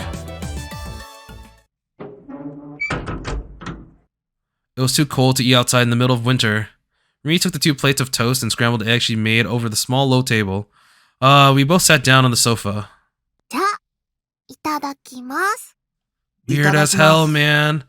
Weird as hell. We put our hands together, and then I stretch out my hands for the butter at the end of the table.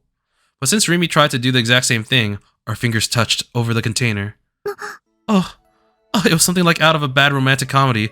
I chuckled, but still, my eyes met with Rimi's. Since she was sitting next to me, my heart began to beat faster. Rimi didn't look away either, or move her hand away. We both sat there, frozen, fingers touching. Rimi wrapped her fingers around mine. She closed her eyes and tilted her jaw slightly. Yep, this is definitely a delusion. I gripped her hand back, softly, and then I moved closer.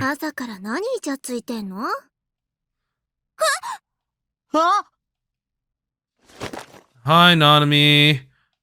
I quickly backed away from Rimi. I looked over at the door. Nanami was looking at us, arms crossed and sighing.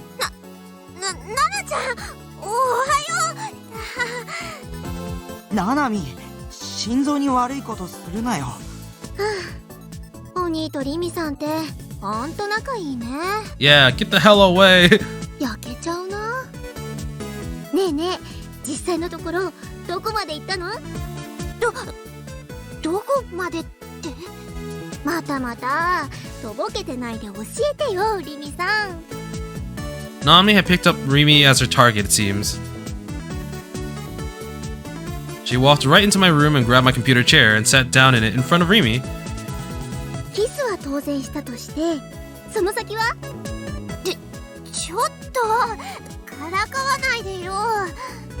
いいじゃん、教えて。I have no idea what's happening. This is so fake. 教えない。じゃあ鬼、教えてよ。どこまで行ったか？ No. just get out. There was nothing to tell her. We hadn't even kissed yet. Why was I such a moron? I'd had plenty of chances. At this rate, I was never going to lose my virginity. I sighed glumly. What a loser I was, and then sipped my milk. リミさんがのんびりしてるなら、ナナが鬼を奪っちゃうかな。I guess they are technically not related by blood, but still, why? I spat out my milk. 鬼、切ったな。お前。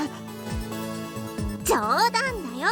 本気にされても困っちゃうってば。Don't scare me like that.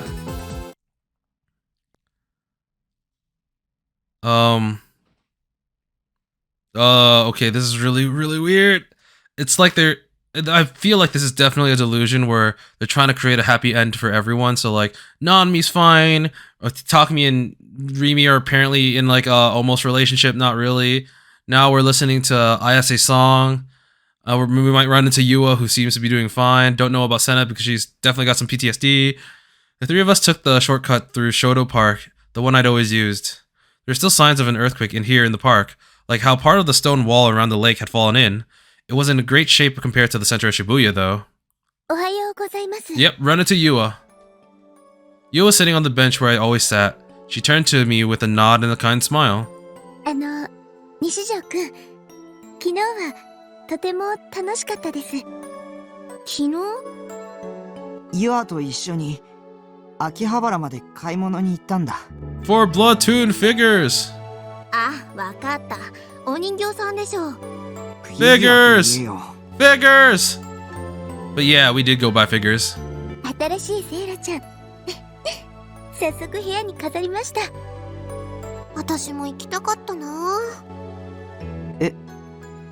リミってフィギュアに興味あるの？ Rimi gave me a little smile. っていうか、タクの好きなもの、私も好きになりたいし。わあ、大胆発言。だったら今度一緒に買いに行きましょう。 What a happy ending that will be completely real. Right, right. 本当？ありがとうございます。Yua and Rimi were good friends now. Honestly, this was making me feel a little bit like, stop it. Nanmi and Yua had class in a different building, so we said goodbye at the school entrance. As I was changing into my jacket, somebody blew on my ear. I shivered and leapt back. Is it Kozupi? Oh, it was Ayase. She had her mouth puffed out, lips forming an O. おはよう、たくみ。おはよう。おはよう、あやちゃん。あやちゃん。This feels like the illusion of the life that Takumi probably wanted rather than like what it is. He's definitely gotten caught in the infinite Tsukiyomi. I seem to be a little bewildered by what Rimi had called her. 初めてよ。そんな呼び方をされたのは。悪くないわ。でしょ？ファンタズムのライブがあるの。あさって。The conversation suddenly jumped to a new topic. Ayase was still as hard to follow as ever.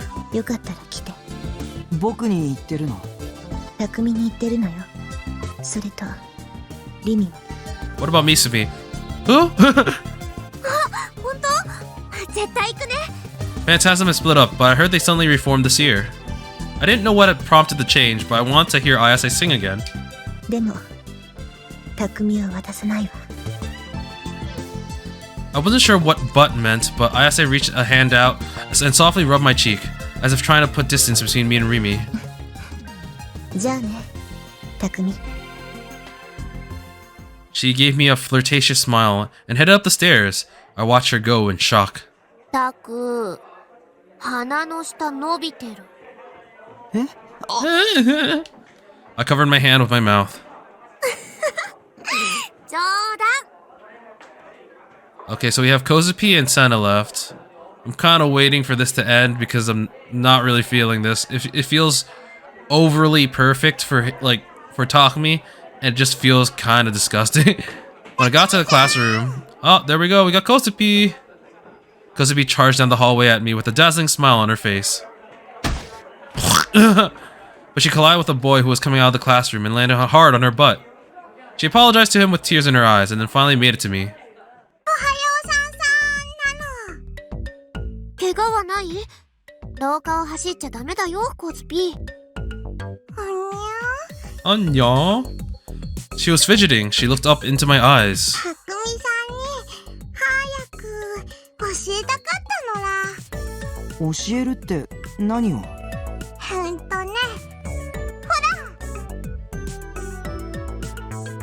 ？Kozubi pointed in the direction she'd just been running from. I looked again to saw Senna leaning up against the wall. Okay, so Senna's here? I guess. She had her arms crossed and an annoyed expression on her face. セナさん、退院したんだ。Senna had been in the hospital for the past 2 months. Sua's psychological attacks had done lasting damage. Okay, I was gonna say, if Senna's perfectly fine, that's confirmation for me that this is 100% fake. I still think it's fake, but it's harder to tell now. Senna looked up and slowly walked towards me. She was as scary as ever. She had the kind of air about her that suggested that she might smack you across the face for no reason at all. I'd gone to see her in the hospital twice a week, but no matter how much I tried to talk to her, she never said a single word to me. It was painfully, horribly awkward. Maybe she hated me, or maybe Senna was just an intimidating person. The air grew tense between the two of us, or maybe it was just that I was scared.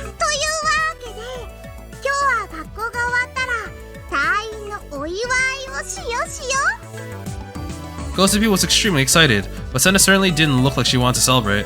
We'll bring your gari gari crunchy crunchy coons, even though it's literally in the middle of winter, and you should already be cold, and it's probably not gonna be healthy for you, but okay.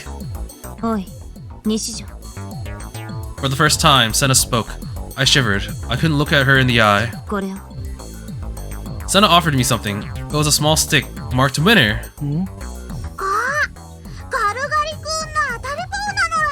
You're a winner now. I took it from her, a little confused. Senna gave me a huh and looked away. お前に言いたいことがある。なんでしょう。 It's gonna be like thank you for visiting me or something. For some reason, her cheeks looked flushed. Or was I imagining things? Oh. お前のことが好きだ。 Well, I didn't expect that. Alright, that confirms for me that this is definitely a delusion, even though I saw this coming from a mile away. Huh?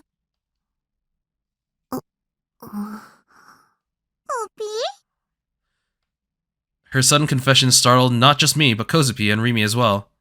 I thought for a moment that maybe she was just messing with me, but Senna didn't tell jokes like that. So, maji de? 何度も Oh my god! お見舞いに来てくれて嬉しかったんだ。 This is a normal, happy-looking Senna. I'm not used to this. This looks really weird to me. 言わせるな、このバカが。 She went from Tsun to Dere and then back to Tsun, but still, this was all so sudden. There was a beat, and then Rimi yelled in surprise. Kosupi was blinking her eyes in shock, seemingly unable to understand what was going on. なんだ先ほど異論があるのか。ありまくりだよ。そんなとにかくダメだって。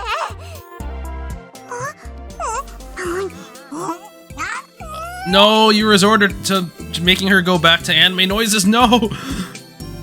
Rimi and Kosupi were totally confused, but I was the most confused person of all. I couldn't believe what I was hearing. I looked up at this clear sky outside the window, unsure of how to react. It was only the first day of school, and so many fun things had already happened. Would these peaceful happy days last forever? I hope so. I really, really did. And suddenly, I saw myself reflected in the window. But what I saw wasn't me. It was an old man with wrinkled skin. I was Shogun! The color and the light disappeared. What the heck is that? I guess there's a delusion where you imagine... Did we ever have that? I forgot. But I guess there's a delusion where you imagine Rimi in underwear and then you just like eye her up. That's... Alright. Okay. The color and light disappeared. I was sitting on the ground in a dark space, hands wrapped around my knees. In front of me was the only source of light. It was like a monitor or a window or a frame. Inside it, Rimi and Senna and Kosupi were laughing and talking. I couldn't hear what they were saying. Why didn't they just choose that scene to loop instead of, when we were one-on-one with Rimi? As I looked at it, I didn't feel anything at all. Perhaps my mind had been destroyed. I suddenly realized what I was seeing was my delusion, a 2D world that I escaped into. A total hallucination. How much of it was a delusion? 最初からですよ。 Yup. Alright, well, I guess we see your feet. I turned around. Norose was standing there, but it was so dark that I could only see his feet. 諏訪君に心を殺されたではありませんか。 So, everything after that was a delusion? 君のコードサンプルは採取できました。もう用済みですから、いつでも塵に帰ってもらって結構です。ああ。 I didn't feel a thing. My mind had been destroyed. I shouldn't have been able to feel a thing. But for some reason, a single tear ran down my cheek. At the very end of everything, I turned back into a loser. I tried to run from a painful reality. 最後に幸せな夢を見られてよかったですね。 At the end of everything, I turned out to be totally worthless. I'm sorry, Rimi. I apologize, but I didn't know anymore why I had to apologize. I didn't feel any guilt. I decided to go back to the delusion that I've been enjoying. Eventually, somebody would come along to kill me. Until that happened, I wanted to immerse myself into the happiness of the false world I escaped into. I think that's the ending. That's kind of messed up. Yeah. That's a super bad ending, isn't it? At some point, it must have started to rain. Maybe Noah 2 made the rain. Eyes above me, their gaze falling down like rain. Their gaze passed through the thick black rain clouds and falls down like, oh, he's done for. The owner of the gaze speaks into my heart. I don't feel the cold of the rain. Oh, it's Shogun. If anything, the drops on my face feel warm. I never felt the warm rain before. Was it because the dome where Noah 2 had been very so cold? I see the shattered remains of a city. I see despair. I see death. I see nothing. Nobody's here. Nobody's moving. Nobody's alive. All I hear is the unending sound of the falling rain. The ark had already set out on its journey. I couldn't stop it. There was nothing left in the future but despair. Is the rain going to keep falling until it washed away everything, living and dead? Gently enveloping everything and washing it away? I could hear the whispers of his heart. Such a pure heart. I walked over to him. He's lying on the rubble. It's my fault this happened to him. Oh god, I didn't realize we're in Rimi's perspective this time. Oh. Oh, that's why he says he's done for. Okay. If only I had handled things better, I could have kept him from getting involved. The guilt eats at me. I blame myself. Forgive me. I'll put an end to your suffering, okay? He was born in such a sad way. Now he's going to die in such a sad way too.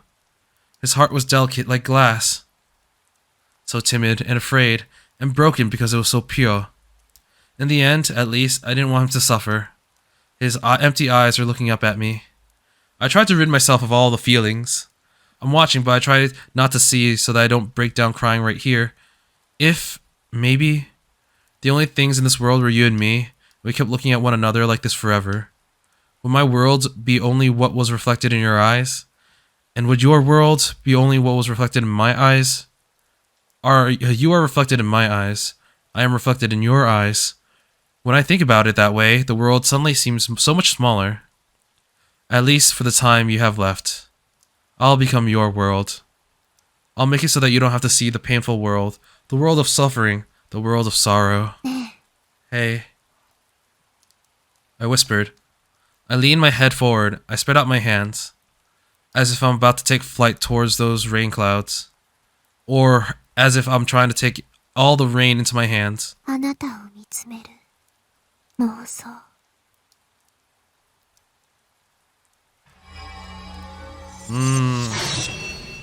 Okay, so this is Takami's death scene from Rimi's perspective. So she was not just trying to take him out of his misery, but okay, wings of light dance, like they were a gift given by the heavens to send him on his way to the next world. But she was trying to make it so that he could only see her, so that he wouldn't just not suffer anymore, but maybe find something in the remaining time he had left. I don't know, it's kind of weird, but I guess it checks out. Slowly, I dropped to my knees in front of him. If I look you in the eyes right now, I'll cry. So, I'm sorry, I can't. I embraced his head softly. His body is so limp, like he's prepared himself for death.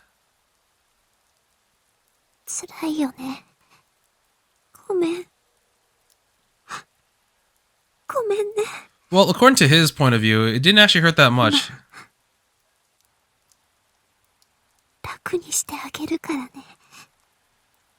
I could tell from the way he responded that it wasn't just me who wanted that.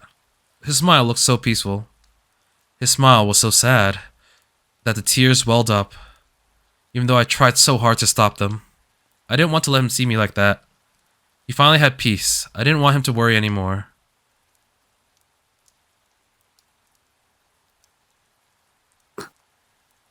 I kissed him on the lips.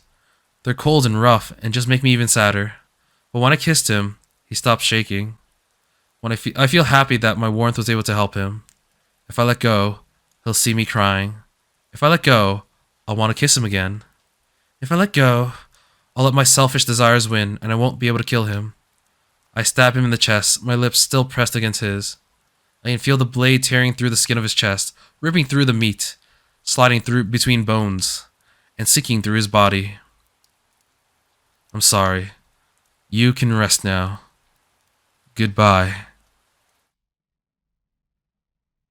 Okay, that was... Oh, we have one last CG. Is the sky so blurry because of the rain?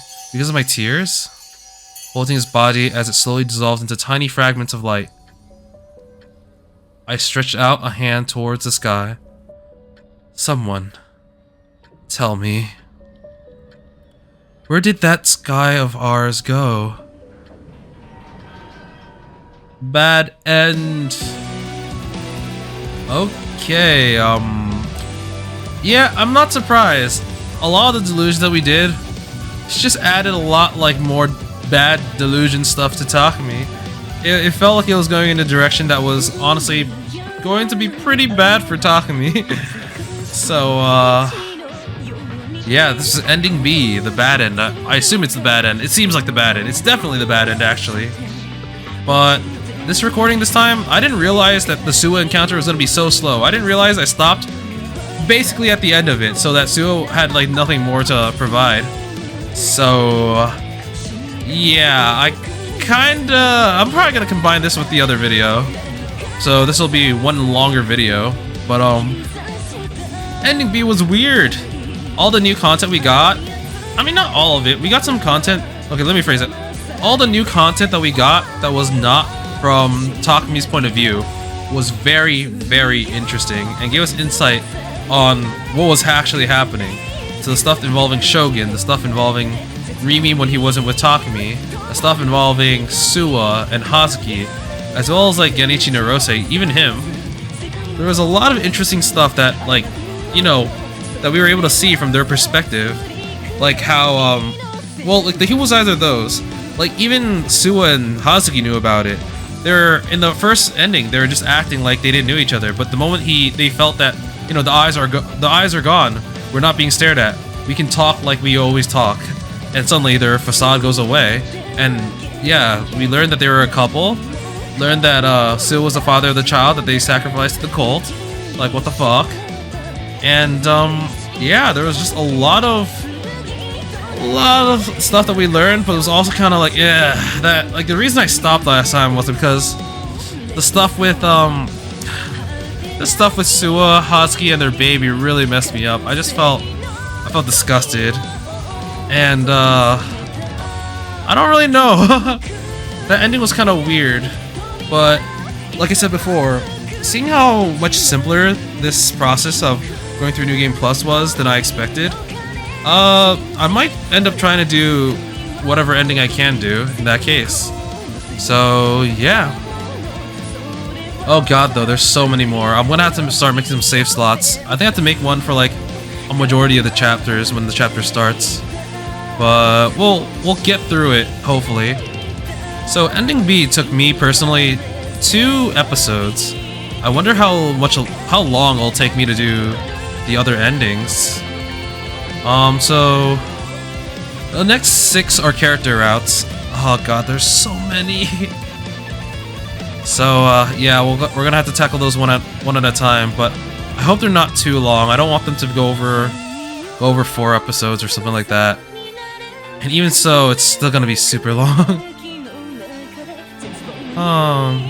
So this song that's playing right now, if I recall, is different from. It's a different song than the other one. This doesn't sound familiar to me. I wonder if they have a different song for every ending. I know that so ChäoS Head originally came out, I think in 2007 or 8, and then ChäoS Head Noah was an updated version of it with additional content, including the endings for each girl. Originally, ChäoS Head only had 4 endings. One is the bad ending, like a miscellaneous ending that doesn't matter too much. One was the normal ending that we got last time, one was the bad ending, which we get this time, and then there's the true ending, which I believe they called Double A. But then in ChäoS Head Noah, they gave everyone their own individual ending, as well as gave every ending names. So this is ending B, or the Crying Sky. You know, they didn't really tell us what happened afterwards. I wonder if they will. Like, the world is in chaos because Neurose now has control of everything. But they're probably just gonna, yep, Crying Sky, end. There we go. They're probably just gonna kick us out to the opening or the title screen. Oh, yep. Well, I already explained my thoughts on what I thought about the ending for The Crying Sky. It was, I mean, I skipped a lot of stuff, but I wasn't a huge fan of it. I liked the additional content actually, but the overall ending just felt very off to me. I know that what they were trying to do at the end, it's like try to fake us out by like showing us something happy, but it was so obvious that it didn't really feel satisfying. But yeah, we're gonna do another route next time. I'm not gonna say which one it is so far, but if you know what the guide is, then you know who's next. But we'll do that next time. And until then, I will be seeing you. See ya!